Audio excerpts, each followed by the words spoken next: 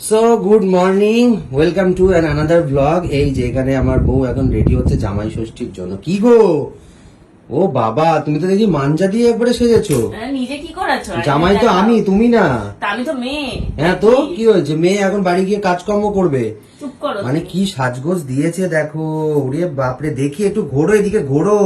আরে কিছুই সাজিনি, শুধু শাড়িটা পরেছি। কোথায়? এখানে তো কোনো জিনিসপত্র নেই, তো পরতেও পারিনি। না একটু কানে কিছু পরতে পেরেছি, না একটু গলায় কিছু। সে বাড়ি গিয়ে পড়ে নেবে এখন। আর দরকার নেই। তো চলো চলো চলো, যে বাজারপত্র গুলো বের করো। চলো তাড়াতাড়ি বের করো, তাড়াতাড়ি বের করো, চলো দেখি কি কি আছে।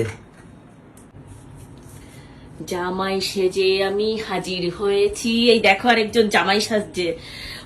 মানে জামাই ষষ্ঠী, জামাই ষষ্ঠী বলে কথা, একটা সাজগোজের ব্যাপার তো মানুষের থাকবে। জামাই ষষ্ঠী খেতে যাচ্ছে বলে এরকম এরকম পাঞ্জাবি পরে একটা জামাই সেজে কে যায়? আরে জামাই সেজে যাওয়ার থেকে বড় কথা হচ্ছে কোনো জামা আমার ফিট হচ্ছে না। যা জামা ছিল সব করে জামা ফিট হচ্ছে না। কোনো রকম একটা টেনে টুনে পাঞ্জাবি বের করেছি, সেই পাঞ্জাবিটা এখন পরবো। তো কেমন লাগছে আমাকে? আসলে আমি সুন্দর দেখতে, তো যা পরি তাই ভালো লাগে। হ্যাঁ, ব্যাপারটা হচ্ছে এইটাই। কিন্তু আমাকে কি বলছো, নিজেরা পট সেজেছো? হ্যাঁ, আমি কি পট এটা কি, সেজেছি? এটা কি সেজেছো তুমি? মানে দেখো, ওরে বাপ রে বাপ, মানে জামাই আমি না তুমি, এ তো বোঝা মুশকিল। তা আমি জামাই কেন হব? আমি তো মেয়ে। হ্যাঁ, বাপরে। জামাই তোমার জন্য তো সাজতে হচ্ছে। হ্যাঁ। কিন্তু লোকে না হলে বলবে জামাই এত সেজেছে, মানে সেজেছে আর মেয়ে ভিখারির মতন এসছে। তার হ্যাঁ, জন্য তো তাহলে? আমাকে একটা শাড়ি বের করে এখন শাড়ি মারি পরে বেশ নিতে করে হতো। দেখি, আয়নার সামনে আসো, দেখি দুজনকে একসাথে কেমন লাগছে। না দাঁড়াও দেখি আমার ও মা, ভালোই চিরুনিটা তো লাগছে কোথায়? দেখছি। চিরুনিটা কোথায়? কার?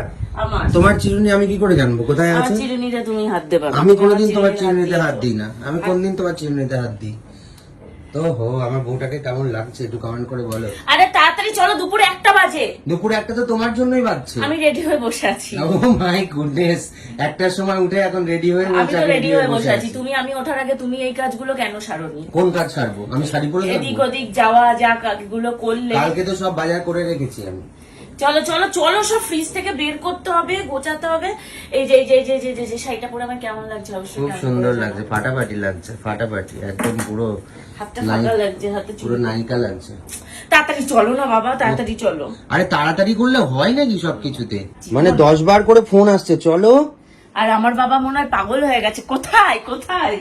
দিদি তো কালকেই চলে এসছে, দিদি টুনটুনি সব আছে, আমি নেই, তাই জন্য উনি ফোন শুরু করেছে। তুমি নেই বলে ফোন শুরু করেনি, আমাকে জামাইকে ফোন করেছে। তোমায় ফোন করেছে? আমি নেই। বের করো বের করো বের করো। আমি এখন এই শাড়ি মাড়ি পরে আবার মাছে হাত দেবো? তো হাত দাও, দেখি কি আছে। জামাই কি নিয়ে যাচ্ছে শ্বশুর বাড়ির লোককে দেখাতে হবে না?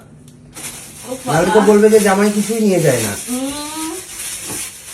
এই যে ও মাই গড, কি